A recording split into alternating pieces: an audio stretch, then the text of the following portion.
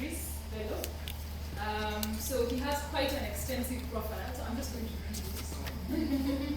So Idris Bello is an award-winning strategist, a global health advocate, and a global thought leader with far-reaching and diverse experience in technology, strategic planning, and project management in different sectors, in energy, in health, education, consumer goods, NGOs, and government. He's been listed among CNN's top 10 African technology voices in 2012 and profiled as the Huffington Post Great Person of the Day in 2011. Idris works on the front lines of African social and technological development and has committed his professional career to the development of innovation-driven, technology-enabled social enterprises that empower the undeserved and develop transformative ideas to change lives of the African continent. That's long. We are still halfway, but I'm not finished. But above all, Idris has identifies himself as the Afropreneur, a name that he has informed us that he has the trademark for, right? For the next 30 years. I'm like, I need a name for it now. So he identifies as the Afropreneur, and the Afropreneur is also an every 2-week series on his website that highlights entrepreneurs in Africa, their progress, their challenges, and the things that they get to go through. So you can see he really has a heart for Africa, but I will not continue with his profile. I'll let him introduce himself a bit more, give us a presentation about his journey and his life, and then I think after that, we'll be able to proceed into a Q&A session. So everybody, please welcome Idris.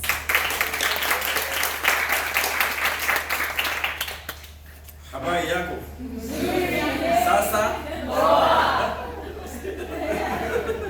After that, the rest I know is, Hakuna Matata.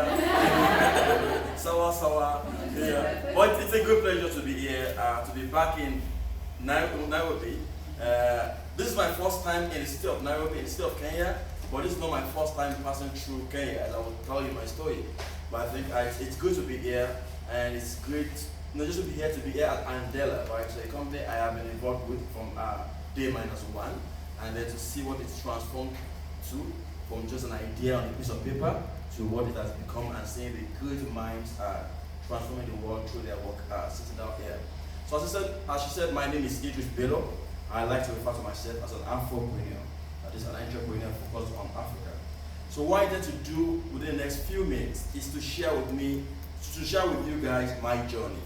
Hopefully to be able to inspire you also as you go through your own journey, and also to share with you why I have believed in the Andela dream, Andela vision from day one, and why I still do 4 or 5 years later. So I have a couple of slides I'll just walk through to guide sharing my story. So that's me actually. I think that was in 2016 or 17 at the Andela Campus in Lagos. I think I've been to the Andela Campus in Lagos, the one here, and of course the office in Cairo. Not yet in Rwanda or Uganda. Okay, so next slide. So I think when I look back to my childhood, the one thing that resonates that I remember very clearly was the mantra in our house. My dad had a mantra, and it was never get caught without a book. It didn't matter whether you were sleeping, whether you were playing, you always had to have a book.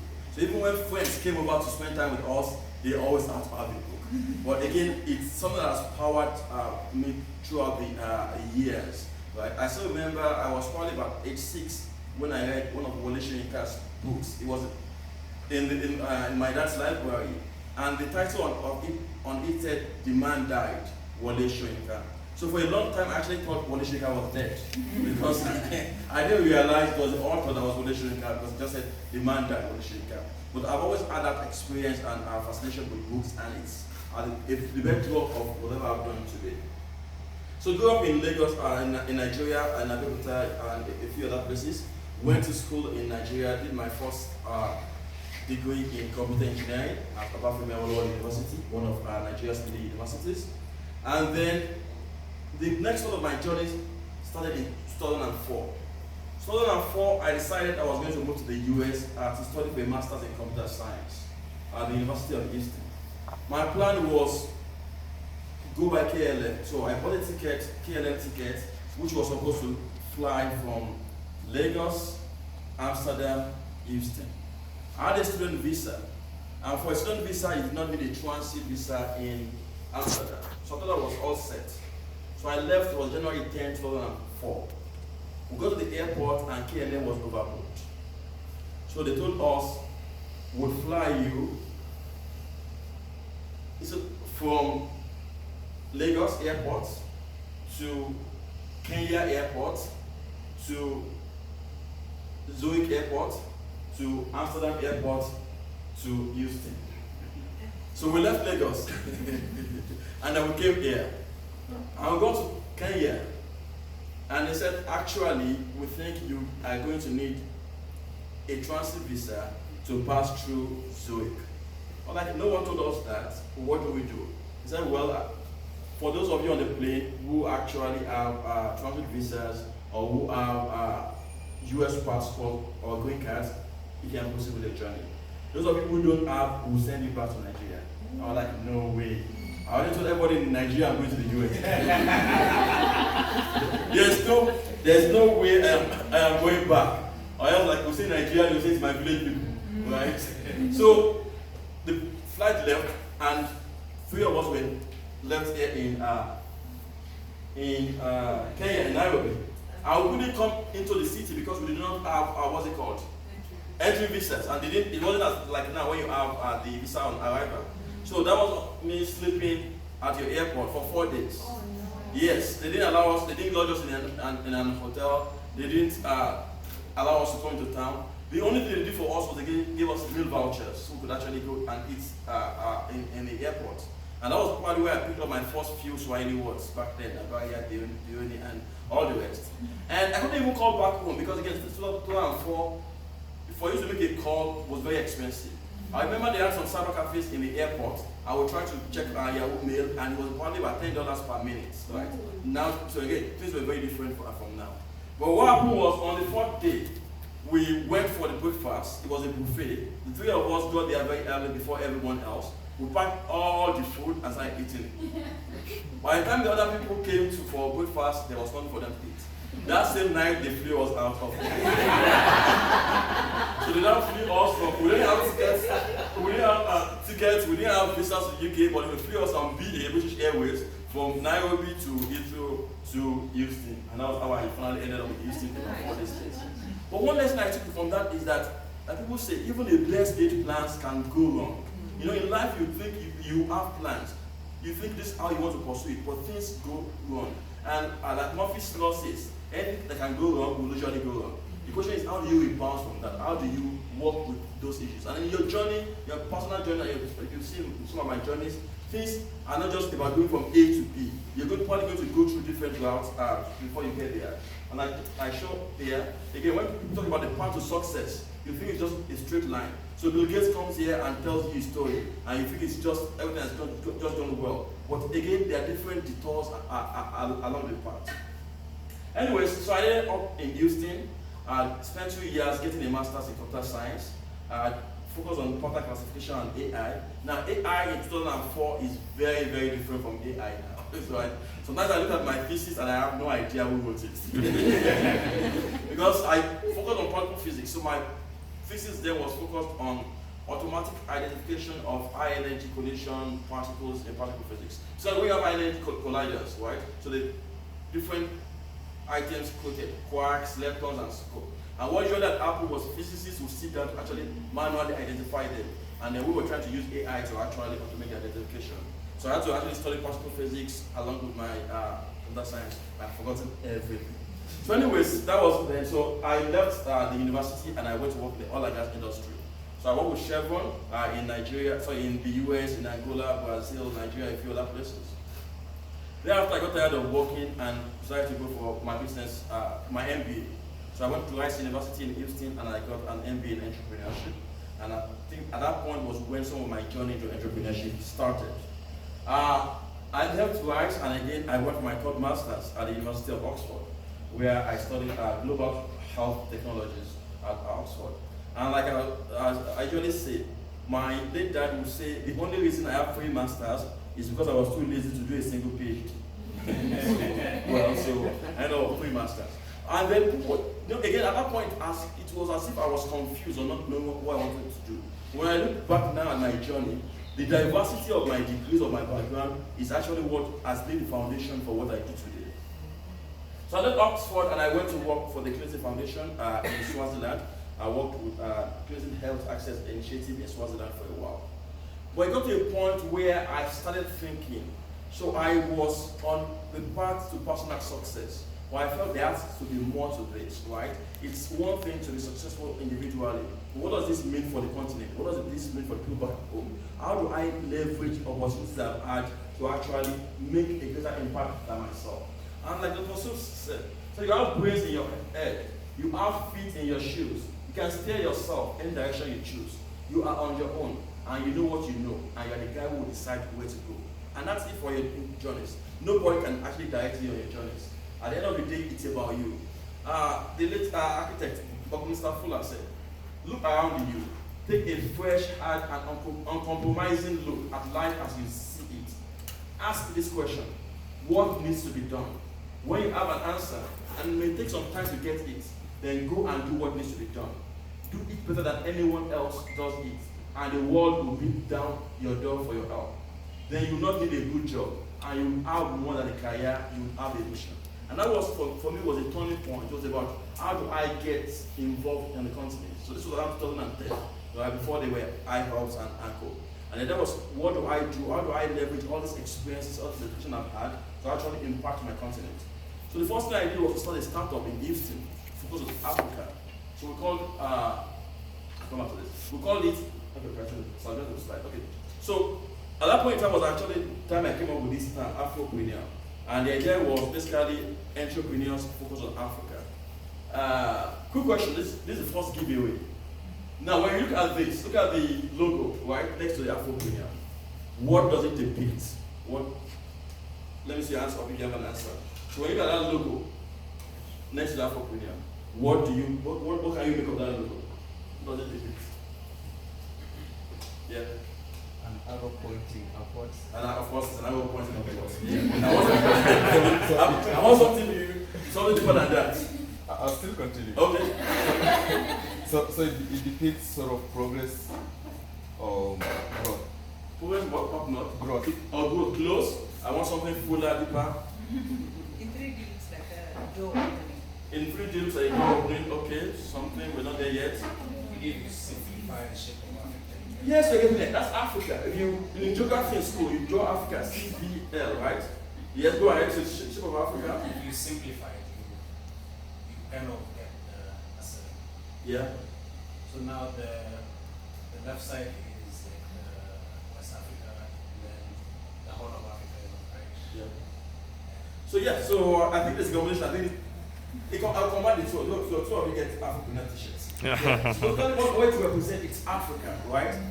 Within the whole world, you see the globe. But then there's positive impact, positive progress going on. So again, forward-looking Africa, taking its own place within the whole world, right? So actually get yeah. So two Afropreneur t-shirts. Okay, I think one for.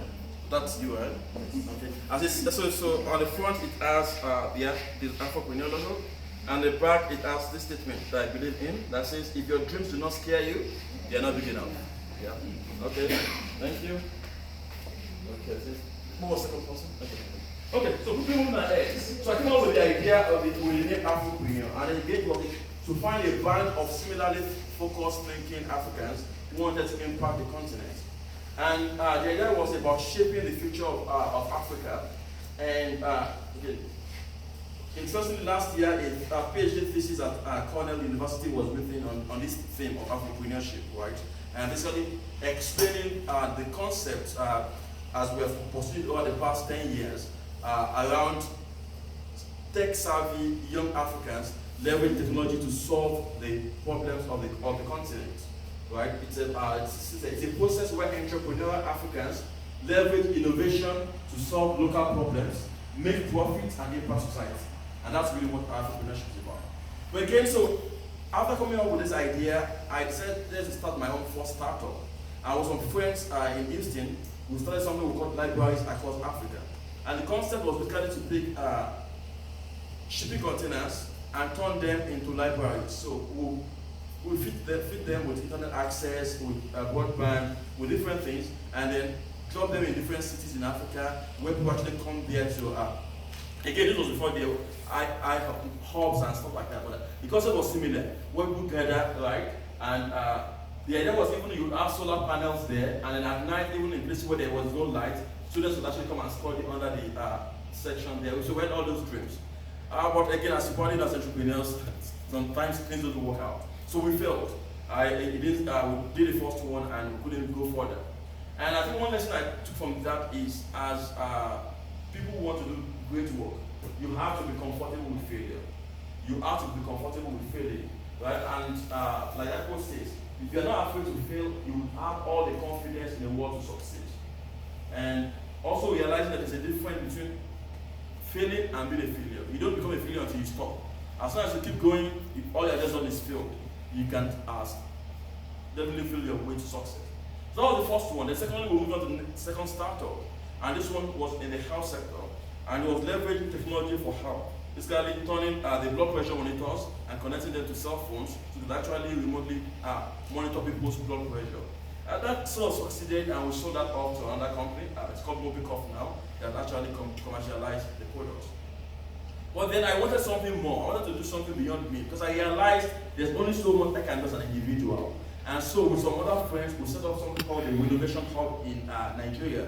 And it was a tech hub for young engineers, young people with ideas to come to and to actually share ideas and build companies. That quickly led to a couple of companies that were formed, and we started looking at how do we fund these companies. We looked for funding locally, we couldn't find.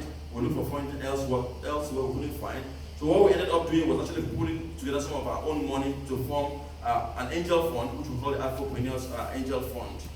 I was making some investments. At the same time, I joined this group called the Harambians Network, which is a network of Africans in diaspora mostly, who are leveraging entrepreneurship to solve problems on the continent. And while there, I met this young man whose face might be familiar to some of you. That's the thing before he became a big man. So one of the co-founders of Andela. And so this was before Andela, right? And he would bounce ideas off me about what we wanted to do on the continent around EdTech. And then around the same time, he came up with an idea called Fora. And myself and some other friends in 2013, we invested in that idea called Fora. And that is what eventually over time became Andela, when we met with Jeremy Johnson, and jointly between the Fora team and the new team ended up creating what has now become Andela. So again, this is Puli, another investor who also co-invested in Fora, and then what became Andela later. So yeah, so this was on the launch of Andela. So I have the next giveaway now. Who can tell me the day that Andela was formally launched? It was launched in New York. What was the date? Guys, it's your history. Okay, who can, if you don't know that, who can list all the co-founders of Andela? You want to try? There are 6 of them. Give me a clue, there's 6 of them. Jeremy Johnson, Christina Sass, Andrea Lekesi, Bryce Keksa, Yanunua Aweji, and then, how do I forget his name? Such a good friend of mine. Oh my goodness. Ian Cannibal. Ian, good. Okay, so get a t-shirt. Yeah. So as you see, Andela was actually launched formally on September 23, 2014. So don't forget that. It was on the UN General Assembly in 2014, September 23, 2014. That was when Andela was launched. And we took that picture, and I can see all the 6 co-founders in that picture, right? With some of the initials, I think the first CTO and the Faith Curtis and a few people were there, right? But again, that was the beginning. And so people asked me, why did you invest in Andela? Why did you believe in Andela? And the next slide, this was the first deck I had of Andela back then. This was in early 2014 when the idea was coming together. The goal of the team then was this. The question they were asking was, how do you create 1 million jobs for young people in the developing world? We know Africa continues to grow and will soon be the largest continent. Young people, how do you create jobs for them? How do you ensure they are properly and equipped for the future?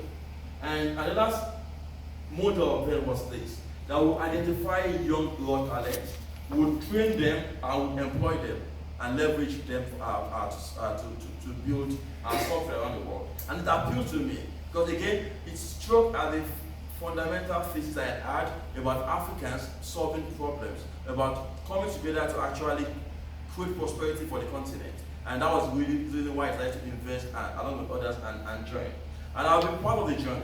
And that brings us, again, as you know, in the world, things evolve, things change, things adapt. And again, Andela is now 6 years, almost 6 years, 5 years plus now, right? And things evolve, and you guys are probably seeing some of the evolution that has happened. And again, following the latest race, the Series A race.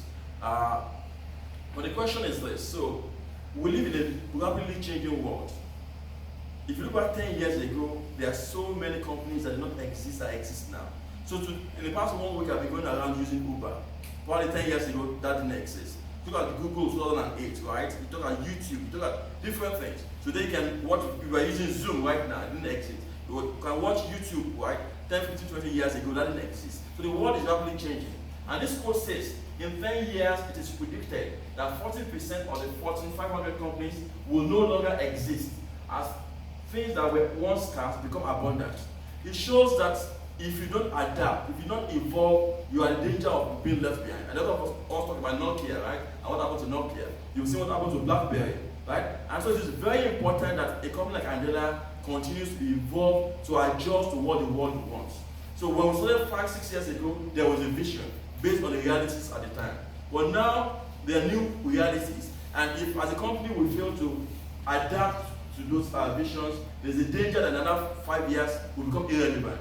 And that's why you're going to continue to see changes. And it's also the same for us as individuals. In your own journey, you cannot stay static. You're going to continue to evolve and adapt to realities to be able to become relevant. And so we live in a world where things are changing, and where people are beginning to ask the question: how do you impact 1 billion people? Like Albert Einstein said, he said, we shall require a substantial new manner of thinking if mankind is to survive. We talk about the issue of climate change today. Like, we talk of different issues. What do we as individuals and collectively, what do we do to actually solve those problems? There are different problems in the world: global warming, poverty, malnutrition, illiteracy, population. And what's usually happened in the past is that we as Africans, we have things done to us. We're consumers. So people make technology elsewhere and we consume it. We have problems with Ebola, we can't create the solutions. We have problems with viruses, other people create the solution and bring it to us. And the mandate that I see with Andela is that actually it now makes us producers for the first time. That producers who can compete at any level in the world can actually create solutions that are used by the rest of the world. And so the way I see it is this: for all these issues, for all these problems, will Africa be the continent that has the highest number of young people and would eventually become the largest continent? How do you ensure that those people are producing for the world? They are solving problems for the world. And so the way I look at it today is this: Africa is the future. And I think a lot of us will agree with me with that. But then I would add something to that. And it's going to be powered by Andela. And that's why I'm here today. That's why I believe in what you guys are doing. That's why I believe in what Andela is going to be doing. That we want Africa to be the future. But it cannot just be a statement, right? It has to be something that is actionable. And the action is going to be done by the people in this room. And that's why or the people who are watching. And that's why we ask, if not us, then who? For you to become an Andela, it's a privilege. It means you are above average. It means there's something in it. It means there's a mission for you. And the question is, if not you, then who is going to do it? And so that's the challenge that I bring today. It's about, we want Africa to be the future, but then it's going to be powered by Andela and by Andelans. And so that shows where we're coming from, right? The first 4 years was about training people, finding work talent, and engineering training. But now we have to evolve to where we're actually producing services that the rest of the world consumes. And who knows, another 3-4 years, we're going to have to even evolve. Again, the idea is still relevant and continue to add value. And that is you, that is us.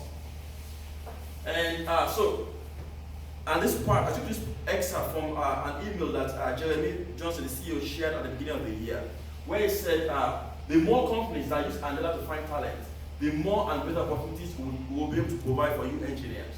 The more value we can create for engineers, the more obvious it will be that the best engineers in the world should leverage Andela to build their careers. When you combine this virtuous circle or network effect will enable us to better and faster connect brilliance and opportunity, the exact reason we started Andela in the first place. So I want you to always have this at the back of your mind. As the company evolves, again, it's evolving for a reason so that it will stay relevant and continue to impact the world. And so that we never lose sight of the mission. So when people even ask and say, you know what, has Andela not left his mission of, that I started with? I answered them and said, no, we're not left the mission. The mission that we started with was to connect brilliance to opportunity. Now, how we do that is going to evolve over time, but we are never going to lose sight of that mission. And it's a really good job. So again, my call to you is this: as you go in your individual journeys, it is very important that you actually think and act big. And as written on that t-shirt, one thing I strongly believe in is that if your dream does not scare you, it's not big enough. Again, you have to continue to put the problems we face in the world are so huge, and no one's going to solve them except us. And so you have to have the ability to dream big, scary dreams. And in light of that, let me play this video. So some of you have probably seen this video. So 2 days ago, 3 days ago, I went to the snake park here. I hate and fear snakes. I'm afraid of snakes. I can, just looking at snakes. But again, about engaging with your fear. If you are dreaming scary, bigger dreams, I decided to actually go and play with the snakes. Okay, so is the audio on there? Just watch.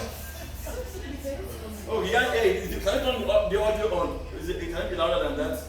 So, basically, I started out, with the peace sign. Then I got to the point and she was shouting, take it, please, take it. And I even forgot I had the peace sign up. We're just frozen there. But again, like I said, courage is not the absence of fear. It is being able to proceed in spite of fear.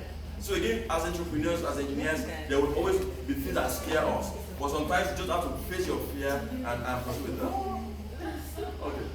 So again, as I said, the size of your dreams must always exceed your current capacity to achieve them.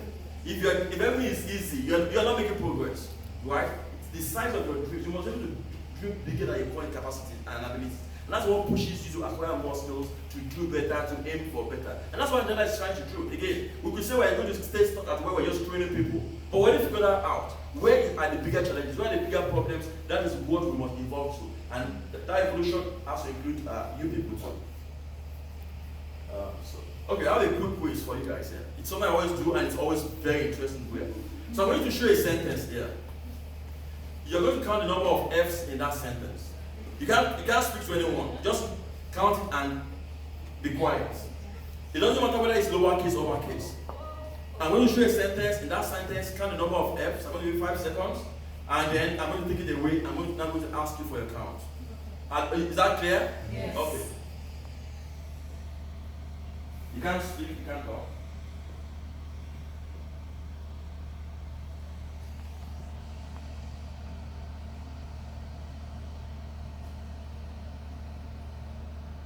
We should be done. Okay. So if you counted just one F, let me see your hand up. Only one. You're laughing at me. Yeah. Only one. Okay. Counted only 2 F's. Let me see your hand. 2 F's.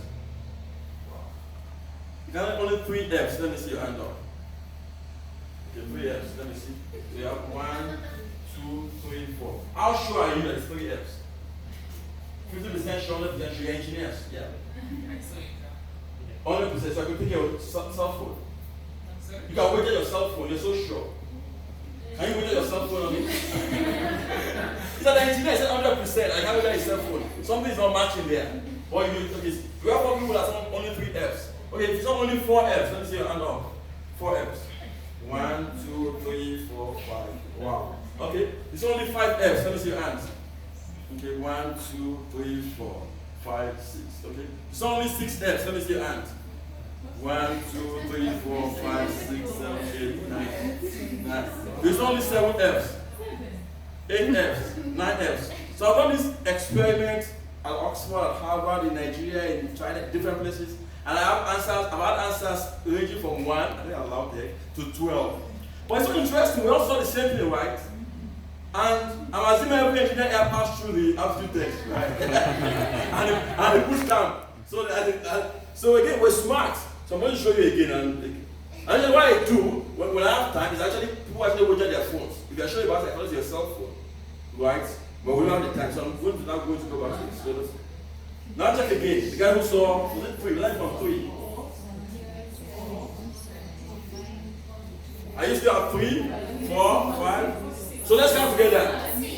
Can you start? Let's count together. We have finish, that's 1, 5, off, scientific, off. How many are there? 3.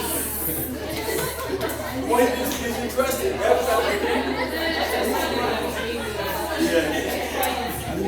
So a couple of points from that. One, we all hold different assumptions. So for people, usually people find 3, they ignore the offs. Yeah. They mainly just look at the other ones. Yeah. And so the question is, as you do your work, how many unstated assumptions are you making that you're not even aware of? And how does that impact your work? How does that impact your journey? Like also show the need for diversity. Like people are going to see things in different perspectives, and it's also very key. And I go on and on with a lot of reasons, but it's always very funny when I do that.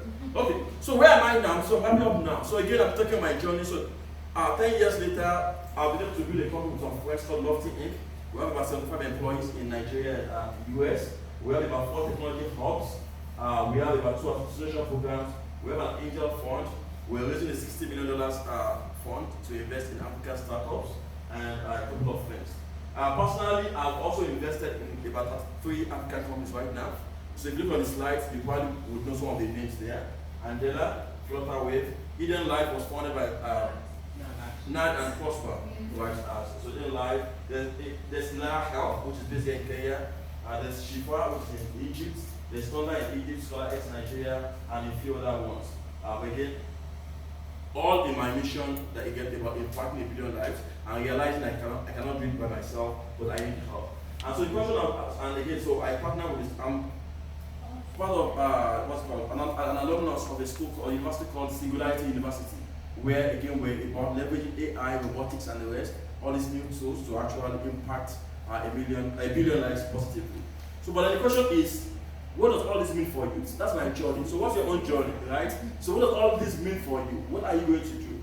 And so a couple of points that you should take away. Again,